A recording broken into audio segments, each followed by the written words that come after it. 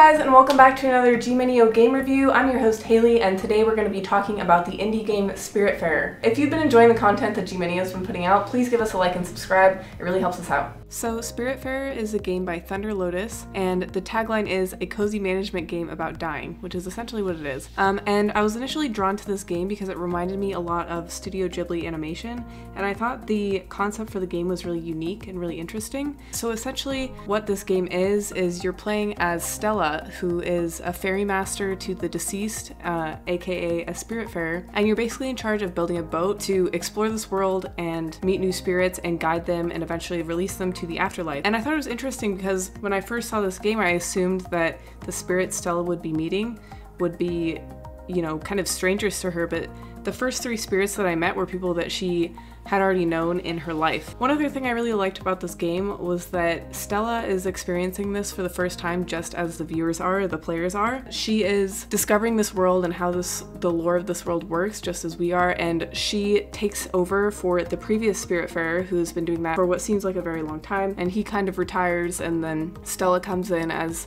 the new Spiritfarer and has to renovate this boat and make it comfortable for the recently deceased guest that she then guides to the afterlife.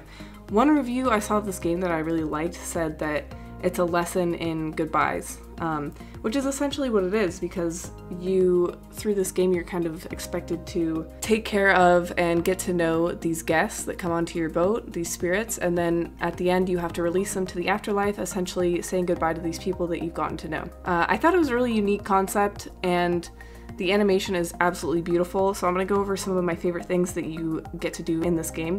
One thing, the sidekick in the game, you have a little cat that follows you around. The cat's name is Daffodil, super cute. I just liked the idea of having a little partner with you the entire game, and Daffodil was a very cute addition to the game. It's very hard not to compare this game to the Studio Ghibli film Spirited Away, and I think a lot of people make that connection, so that's another thing that I really liked about this game, because Spirited Away is a movie that's very close to my heart, so yeah, I really enjoyed it. This game is very touching and emotional. I know that later on there are a lot of parts where you have to let go of guests that might have been with you for a very long time. I haven't gotten to those parts yet, but I'm excited to see where the story goes. Another thing that I really liked about this game was the pacing. They did a really good job of giving you time to explore and not making you feel rushed. And so you always have an objective to complete, and there are always requests coming in from the passengers on your boat, but you never feel very rushed to complete them. Like, there's time for you to kind of explore the map and expand the map and just discover new areas. And then they give you fun mini games in between that you have to complete. There was one where you had to capture lightning in a bottle. I thought that was really creative. There was another one where you just had to basically play music to a garden to help the plants grow. So very wholesome things, I'd say. And additionally, on top of these mini games that you play, there are things that you always have to manage and be on top of. You can farm, mine, fish, harvest, cook, and build different things on the boat. So you have a little workspace where you can make additions to the boat once requests come in from the passengers. And overall, I think this game is just really good for relaxing.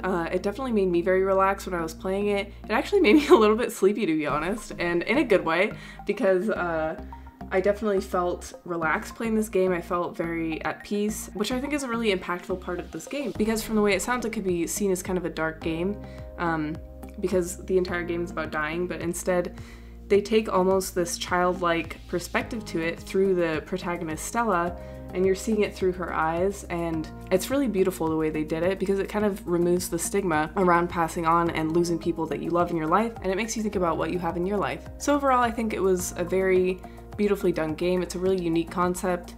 I had a lot of fun playing it and learning more about the characters, and just being able to take care of the spirits that come onto your ship, I think was a really special part of the game.